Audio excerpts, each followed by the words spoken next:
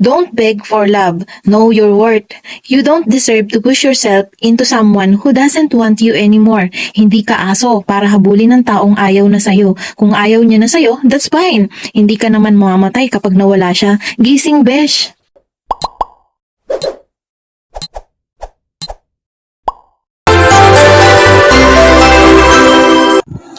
Hello, Double Cats! So, welcome to my channel! Naranasan nyo na bang masaktan? Yung tipong akala nyo hindi nyo kaya yung sakit? Yung tipong kahit anong gawin ninyo, nandun pa rin yung sakit na nararamdaman ninyo?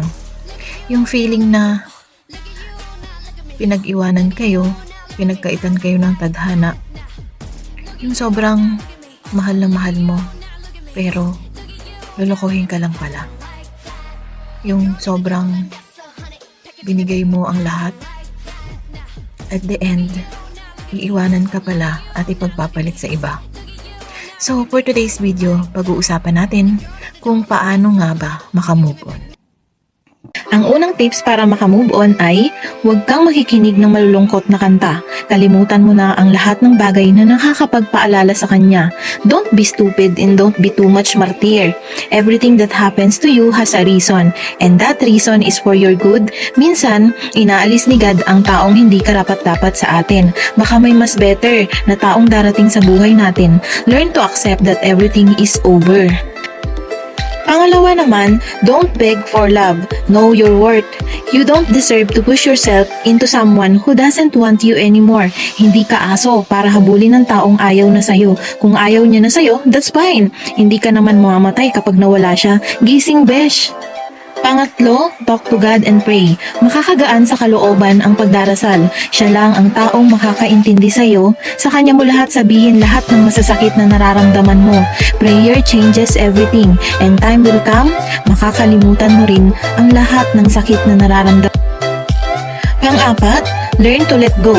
Huwag kang manghinayang sa pagkawala niya. I-delete mo ang lahat ng picture nyo together. Itapon mo ang lahat ng bagay na galing sa kanya. Huwag mo siyang i-unfriend o i-block sa social media. Hayaan mong makita niya na okay ka lang kahit wala na siya. But please, huwag mo na siyang i-stalk. Lalo ka lang masasaktan kapag nanghihinayang ka pa sa inyong mga memories together. Kalimutan mo na ang lahat. Ikalima, magpaganda ka o magpagwapo ka. Ipakita mo sa kanya na nagkamali siya ng iniwan o niloko. After mong umiyak ng isang timbang luha, bangon ulit. Ayusin ang sarili. Ipakita ang bagong ikaw na matatag sa lahat ng pagsubok.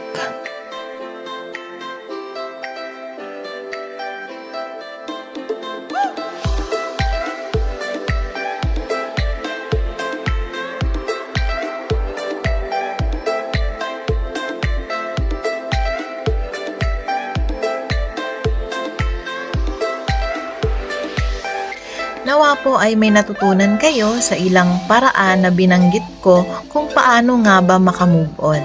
So comment kayo guys kung anong gusto nyong next topic natin at itatry kong i-vlog at sagutin.